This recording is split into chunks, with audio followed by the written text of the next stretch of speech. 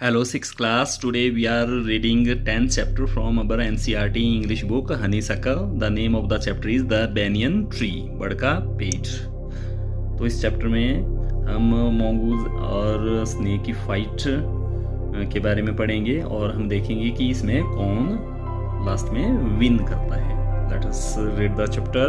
Have you seen a mongoose? क्या आपने कोई नेवला देखा है? You have read in lesson number 9. आपने लेसन नंबर 9 में पढ़ा है that a mongoose can fight with and kill a snake, कि नेवला सांप के साथ लड़ सकता है और उसे मार सकता है। लुक एट द पिक्चर्स, इन तस्वीरों को देखो, and read the lines given along with them, और इसके साथ दी गई लाइंस को पढ़ो। तो ये लाइंस हम देखेंगे। The fight of the cobra and the mongoose is a classic drama often seen in India. Cobra और नेवला की जो फाइट है वो भारत में देखे जाने वाला एक क्लासिक ड्रामा, एक शास्त्रीय नाटक है।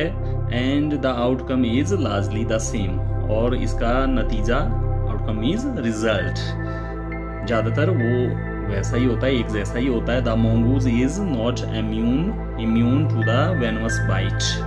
नेवला सांप की venomous बाइट, जहरीले डंक के प्रति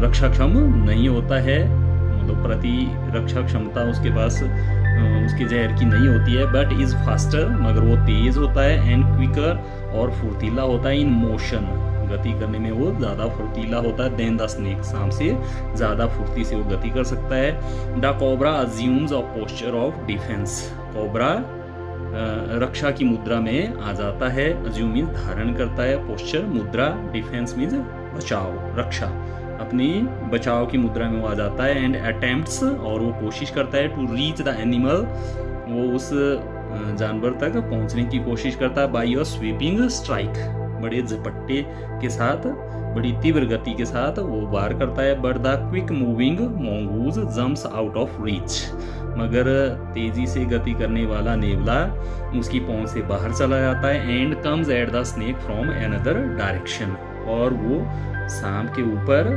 दूसरी दिशा से वार करता है।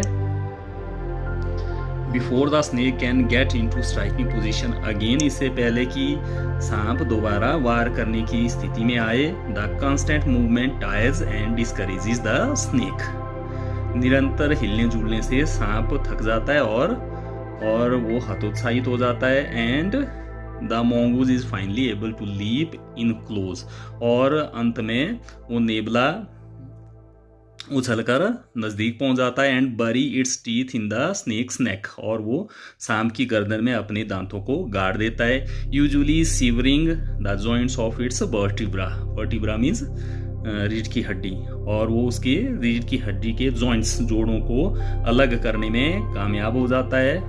You must have seen a banyan tree, आपने कोई बड़ का पेड़ देखा होगा।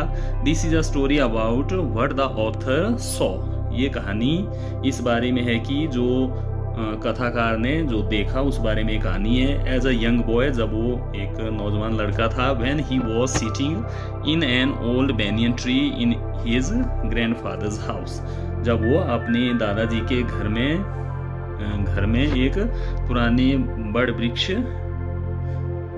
के अंदर बैठा हुआ था, तब उसने ये देखा था।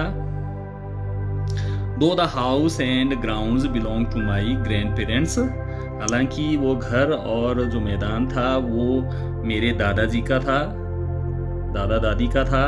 The magnificent old banyan tree was mine, मगर वो विशालकाय पुराना बड़ का पेड़ मेरा था। चीफली बिकॉज ग्रैंडफादर, मुख्यतः इसलिए क्योंकि दादाजी एट 65, दादाजी 65 साल के हो गए थे, could no longer climb it, वो अब इस पेड़ को नहीं चढ़ सकते थे, इसलिए वो पेड़ मेरा था। इट्स स्प्रेडिंग ब्रांचेज, इसकी फैली हुई शाखाएं, विच हंग टू द ग्राउंड, जो लटक कर जमीन को छूती थी। एंड टुक रूट अगेन, और उसमें दोबारा जड़ें आ गई थी। जो बड़ का पेड़ होता है, जब उसकी शाखाएं धरती को छूती है तो उसमें दोबारा जड़ें आ जाती हैं। Forming a number of twisting passages, और उन जड़ों से और उन शाखाओं से बहुत सारी बहुत सारे टेढ़े मेढ़े रास्ते बन गए थे। गेव मी एंडलेस प्लेजर, उससे मुझे अंतहीन प्रसन्नता प्राप्त होती थी। एमंग देम वर स्क्वॉल्स, इसमें जो जिन चीज़ों से मुझे प्रसन्नता मिलती थी उनमें गिलहरियाँ थी, एंड स्नेल्स, और घोंगे थे, एंड बटरफ्लाइज, और तितलियाँ थी। The tree was older than the house, वो पेड़ घर से भी ज्यादा पुराना था। ओल्डर देन ग्रैंडफादर, दादाजी से भी पुराना था। As old as Dehradun itself, और इतना पुराना था वो पेड़ जितना कि खुद देहरादून जितना पुराना था। I could hide my self in its branches, में अपने आप को इसकी शाखाओं में छिपा सकता था। बिहाइंड थिक ग्रीन लीव्स, और घने हरे पत्तों के पीछे में छिप सकता था। And spy on the world below, और मैं नीचे के संसार पर जासूसी कर सकता था, मतलब मैं नजर रख सकता था। My first friend was a small grey squirrel, मेरी पहली दोस्त एक छोटी सी भूरे रंग की गिलहरी थी। Arching his back and sniffing into the air, वो अपनी पीठ को मोड़ती थी और हवा में वो सूंघती रहती थी। He seemed at first to resent my invasion of his privacy, पहले तो ऐसा लगता था कि जैसे वो मेरे अकस्मात आ जाने से, मेरे उसके एकांत में दखल देने से वो नाराज हो जाती थी। अनचाहे जब वो वहाँ आता था तो उन्हीं स्क्वॉल से नाराज हो जाती थी। बट वेन ही फाउंड, जब उसने पाया, that I did not arm my self with catapult और एयरगन, जब उसने पाया कि मेरे पास कोई ना तो गुलेल है, कैटपल्ट मीन्स गुलेल, या मेरे पास कोई एयरगन नहीं है, ही बिकेम फ्रेंडली, तो वो मेरी दोस्त बन गई। And when I started bringing him pieces of cake, और जब मैंने उसके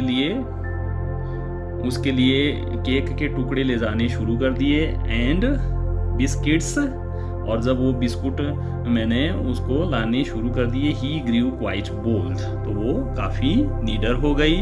and was soon taking morsels from hand, और वो मेरे हाथ से निवाले लेने लगी।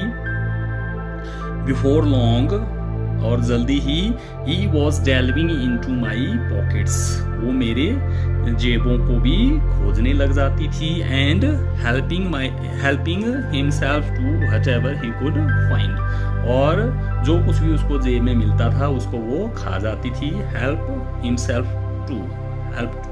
टू मीन्स वो खा जाती थी, उससे वो अपना गुजारा करती थी। He was a very young squirrel, वो एक बहुत ही नौजवान गिलहरी थी।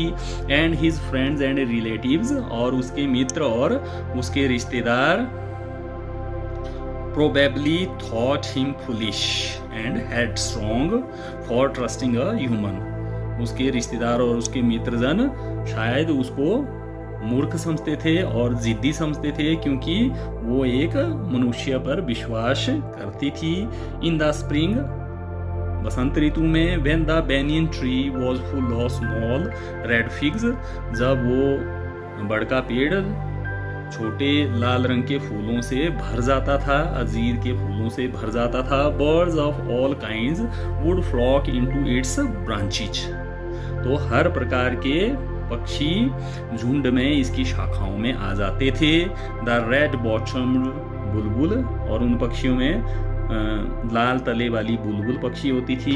चीयरफुल एंड ग्रीडी, जो प्रसन्नचित्त होती है और लालची होती है। पैरट्स, तोते, मैना पक्षी। And crows squabbling with one another, और कौवे एक दूसरे के साथ लड़ते रहते थे। ड्यूरिंग द फिग सीजन, जब फूल आते थे उस पेड़ पर, उन पेड़ों पर, तो उस मौसम में the banyan tree was the noisiest place in the garden, वो बड़का पेड़ उस बगीचे का सबसे शोर शराबे वाला पेड़ होता था, सबसे शोर शराबे वाला स्थान वहीं पेड़ होता था। Half way up the tree, उस पेड़ के आधे भाग में, I had built a crude platform, मैंने एक कच्चा चबूतरा बना लिया था, मैंने थड़ा जैसा वहाँ पर बना दिया था। Where I would spend the afternoon, जहाँ पर मैं दोपहर के बाद का समय बिताता था। When it was not too hot, जब ज़्यादा गर्मी नहीं होती थी। I could read there propping myself against the tree with a cushion from the living room. मैं वहाँ पर अपने रहने के कमरे से कुशन ले जाकर पेड़ के सहारे टिक कर बैठकर मैं बैठ जाता था, टिक कर मैं वहाँ पर बैठ जाता था। Treasure Island, Huckleberry Finn and the story of Doctor Dolittle were some of the books that made up my banyan tree library. Treasure Island ये बुक्स के नेम है, हकलबेरी फिन और the story of Doctor Dolittle कुछ ऐसी किताबें थी जो कि मेरी बड़ के पेड़ वाली लाइब्रेरी को बनाती थी, जिसे मतलब इन किताबों को वो वहाँ बड़ के पेड़ पर पढ़ने के लिए ले जाता था। When I did not feel like reading, जब मेरी पढ़ने की इच्छा नहीं होती थी, I could look down through the leaves at the wall below, तो मैं पत्तों में से नीचे वाले संसार को देख सकता था। And on one particular afternoon, और एक खास दोपहर के बाद, मतलब किसी दोपहर के बाद, I had a grand stand view of that classic of the Indian Wilde's. मुझे भारतीय जंगलों का वो अद्भुत नज़ारा, वो शानदार नज़ारा देखने को मिला। A fight between a mongoose and a cobra, और वो क्या नज़ारा था, वो था नेबले और कोबरा के बीच में लड़ाई। Part second. The warm breezes of approaching summer had sent everyone, including the gardener, into the house. आने वाले ग्रीष्म ऋतु की गरम गरम हवा ने सभी को, हर एक को, जिसमें वो माली भी था, उस बगीचे का माली समेत सबको घर में भेज दिया था। मतलब क्योंकि गर्मी बहुत ज़्यादा होती थी, इसलिए सभी घर के अंदर होते थे। I was feeling drowsy myself, मुझे खुद भी नींद आ रही थी। Wondering if I should go to the pond, और मैं सोच रहा था कि क्या मुझे तालाब पर जाना चाहिए। And have a swim with Ramu and the buffaloes, और रामू और भैंसों के साथ क्या मुझे तैरने जाना चाहिए। When I saw a huge black cobra gliding out of a clump of cactus, जब मैंने एक बड़े काले कोबरा को कैक्टस के झुरमुट में से भागते हुए निकलते हुए मैंने देखा।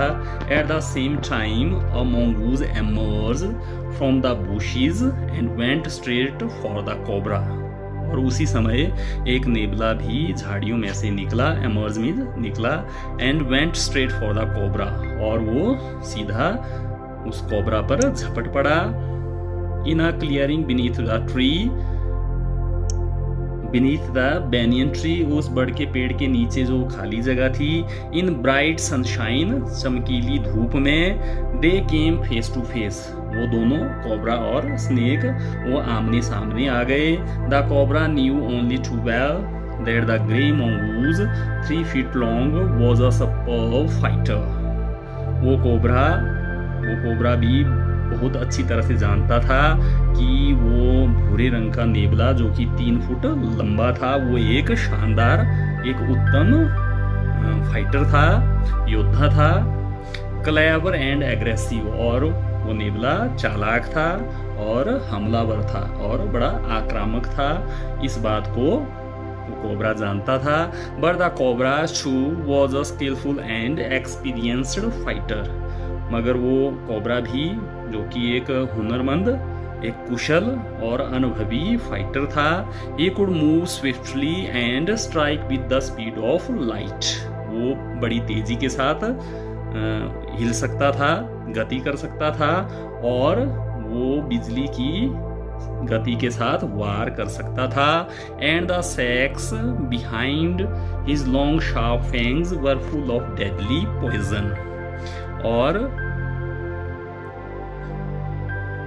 और उसके लंबे तेज दांतों के पीछे, फैंग्स मीन दांत, उसके पीछे जो थैली थी सेक्स, जो कि घातक जहर से भरी हुई थी। इस बात को मोंगूज भी जानता था। It was to be a battle of champions, ये योद्धाओं की लड़ाई होने वाली थी। Hissing defiance, his forked tongue darting in and out, the cobra raised 3 of his 6 feet off the ground. Hissing defiance मतलब वो फुंकार कर वो कोबरा विरोध करता है और उसकी 2 शाखा वाली जो जीभ थी वो अंदर बाहर आ रही थी और अंदर बाहर वो निकल रही थी। फॉर्क मीन्स 2 शाख वाली। The cobra raised 3 of his 6 feet off the ground. उस कोबरा ने अपने आप को जितना वो 6 फुट लंबा था, जितना 6 फुट वो लंबा था, तो 6 में से 3 फुट वो जमीन से ऊपर खड़ा हो गया। रेज मीन खड़ा हो जाना, उठ जाना, ऊपर उठ गया वो। And spread his broad spectacled hood, और उसने अपना चौड़ा और वो चमकदार, वो चमकीला फन, वुड मीन फन, स्पेक्टिकल्ड वो चमकदार अपना फन उसने फैलाया। The mongoose bushed his tail, और उस नेवले ने अपनी पूंछ को झाड़ा, उस अपनी पूंछ से वो झाड़ने लगा। The long hair on his spine stood up, उसकी स्पाइन मीन्स जो पीठ, रीढ़ की हड्डी थी, उसके ऊपर लंबे लंबे बाल ऊपर खड़े हो गए। Though the combatants were unaware of my presence in the tree, हालांकि वो प्रतिभागी जो उस लड़ाई में भाग ले रहे थे वो मेरी पेड़ पर उपस्थिति के बारे में सचेत नहीं थे। अनअवेयर ऑफ मीन्स उनको पता नहीं था कि कोई पेड़ पर बैठा हुआ है। They were soon made aware of the arrival of 2 other spectators. जल्दी ही 2 और दर्शकों के आने से वो सचेत हो गए। स्पेक्टेटर्स मीन्स देखने वाले, दर्शक। One was a मैना, एक दर्शक थी मैना पक्षी। The other a jungle crow, और दूसरा दर्शक एक जंगली कौवा था। They had seen these preparations for battle. उन्होंने इन तैयारियों को देख लिया था, लड़ाई के लिए हो रही तैयारियों को उन्होंने देख लिया था। And had settled on the cactus to watch the outcome, और वो कैक्टस के पौधे के ऊपर इस लड़ाई के नतीजे को देखने के लिए बैठ गए थे। सेटल मीन्स बैठ जाना, outcome result. Had they been content only to watch, काश वो देखने से ही संतुष्ट हो जाते। कंटेंट मीन्स संतुष्ट हो जाना। All would have been well with both of them, तो उन दोनों के साथ सब कुछ ठीक होता अगर वो सिर्फ देखने से ही संतुष्ट हो जाते।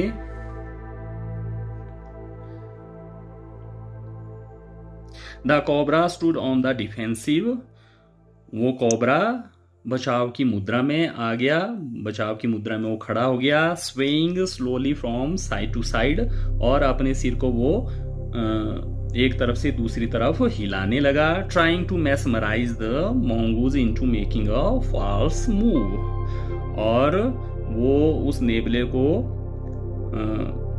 झूठी मूव के साथ, गलत मूव के साथ उसको सम्मोहित करने की कोशिश करने लगा। But the mongoose knew the power of his opponent's glassy unwinking eyes, मगर वो नेबला अपने विरोधी की चमकदार और एकटक लगी हुई नजरों की शक्ति को जानता था। अनविंकिंग मीन्स बिना झपकाए। And refuse to meet them, और नेबले ने अपनी आंखें उस सांप की आंखों से मिलाने से इनकार कर दिया। Instead he fixed his gaze at a point just below the cobras hood, और इसके बदले उसने अपनी नजरें बिल्कुल उस सांप के बिल्कुल उसके फन के नीचे एक जगह उसने टिका दी। एंड ओपन द अटैक, और उसने हमला शुरू कर दिया। moving forward quickly until he was just within the cobra's reach. और वो तेजी से मंगूज आगे बढ़ा जब तक कि वो बिल्कुल उस सांप की पहुंच के अंदर नहीं आ गया. The mongoose made a pretended move to one side. उस नेवले ने एक तरफ को हिलने का बहाना किया. Immediately the cobra struck. एकदम से उस कोबरा ने वार किया. His great hood came down so swiftly that I thought nothing could save the mongoose. उसका वो बड़ा सारा फन इतनी जल्दी से नीचे आया, इतनी तेजी से नीचे आया कि मैंने सोचा कि अब उस मंगूज को कोई भी चीज बचा नहीं सकती है. But the little fellow jumped neatly to one side. मगर उस नन्हे दोस्त ने एक तरफ को सफाई के साथ छलांग लगा दी, एक तरफ को वो कूद पड़ा. And in as swiftly as the cobra. और वो इतनी जल्दी से अंदर की तरफ आ गया जितनी जल्दी से वो कोबरा आ सकता था. Biting the snake on the back. और उसने सांप को पीठ पर वार किया, उसको पीठ पर काटा. And darting away again out of reach. और वो दोबारा उसकी पहुंच से बाहर चला गया. At the same moment that the cobra struck. उसी क्षण जब उस कोबरा ने वार किया. The crow and the myna hurled themselves at him. उस कौवे और उस मैना पक्षी दोनों उस पर झपट पड़े.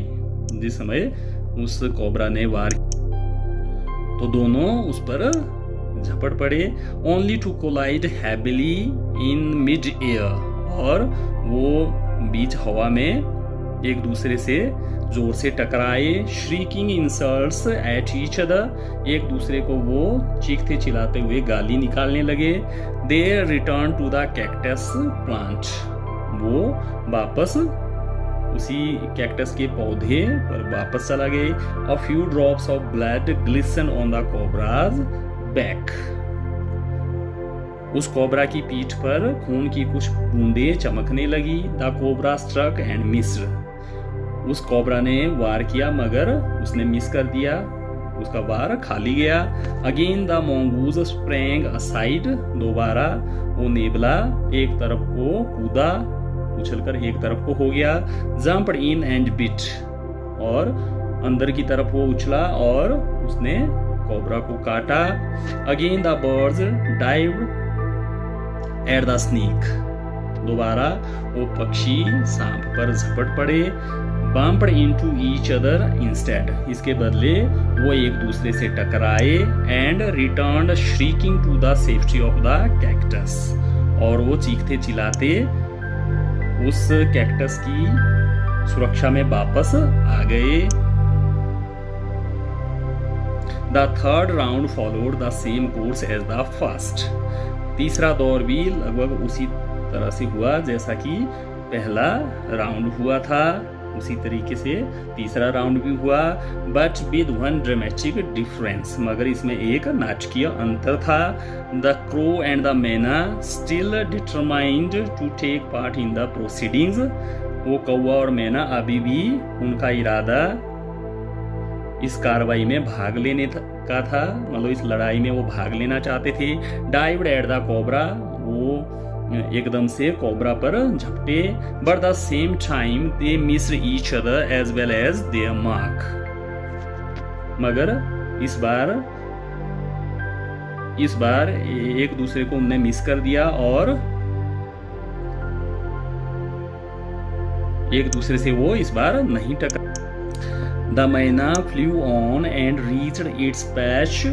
वो मैना पक्षी आगे तक उड़ी और अपने बैठने की जगह पहुंच गई. But the crow try to pull up in mid air.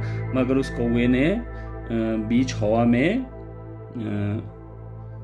झपटने की कोशिश की. And turn back. और वापस आने की कोशिश की.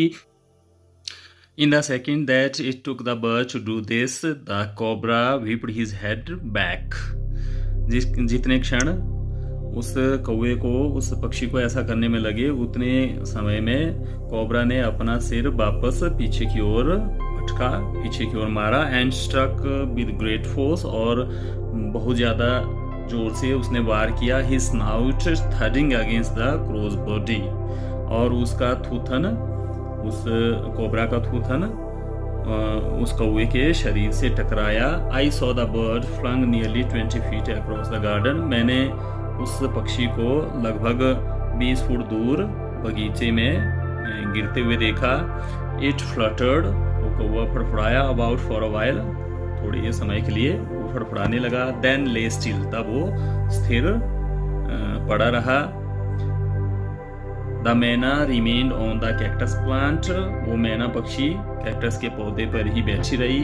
And when the snake and the mongoose return to the fight, और जब वो सांप और नेवला अपनी लड़ाई के लिए वापस आए, लड़ाई करने के लिए वापस आए, very wisely decided not to interfere again, तो उस मैना पक्षी ने बहुत ही बुद्धिमानी के साथ दोबारा बीच में ना पड़ने का फैसला किया। द कोबरा वॉज वीकनिंग, वो कोबरा अब कमजोर पड़ रहा था। And the mongoose walking fearlessly up to it, और वो नेवला बिना डरे उसके पास तक पहुंच रहा था। Raised himself on his short legs, और उसने अपने आप को अपनी छोटी छोटी टांगों के ऊपर उठा लिया, मतलब छोटी छोटी टांगों के ऊपर वो ऊपर उठा। And with a lightning snap, और बिजली किसी झपट के साथ, had the big snake by the snout, उसने उस बड़े सांप को उसके थूथन से पकड़ लिया। द कोबरा रीड्ड, वो कोबरा अपने आप को मरोड़ने लगा। And lashed about in a frightening manner, और बड़े भयानक तरीके से उसने वो इधर उधर वार करने लगा। And even coiled itself about the mongoose, और उसने अपने आप को उस मोंगूज के, उस नेवले के चारों तरफ अपने आप को लपेट दिया। बट टू नो अवेल, मगर इसका कोई फायदा नहीं हुआ, ये सब बेकार हो गया। The little fellow hung firmly on, वो नन्हा दोस्त दृढ़ता के साथ आगे लटकता रहा।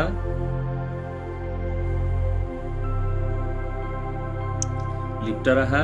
until the snake had ceased to struggle, जब तक कि वो उस सांप ने संघर्ष करना नहीं छोड़ दिया। He then smelt along its quivering length, तब उसने उसकी कांपती हुई शरीर को, उसके कांपते हुए शरीर को वो सूंघने लगा, पूरी लंबाई तक उसको सूंघा। Grip it round the hood, और उसको फन के चारों तरफ से उसको पकड़ लिया। And dragged it into the bushes, और उसको घसीट कर झाड़ियों के अंदर ले गया। The myna dropped cautiously to the ground, वो मैना पक्षी सावधानी से जमीन पर उतर आया। हॉप्ड अबाउट, इधर उधर वो फुदकने लगी। पियर्ड इनटू द बुशेस, और झाड़ियों में वो झांकने लगी। फ्रॉम अ सेफ डिस्टेंस, हालांकि सुरक्षित दूरी से वो मैना पक्षी झाड़ियों में झांकने लगी। एंड देन, और तब with a shrill cry of congratulation flu away, और तब तीखी आवाज के साथ उसने मंगूज को बधाइयां दी और वहां से उड़कर चला गई। Ruskin Bond, this chapter was written by Ruskin Bond. तो आपको वीडियो कैसा लगा? वीडियो को लाइक करें, कमेंट करें, शेयर करें, और मेरे YouTube चैनल गुरुगिरी इंग्लिश क्लासेस को सब्सक्राइब करें।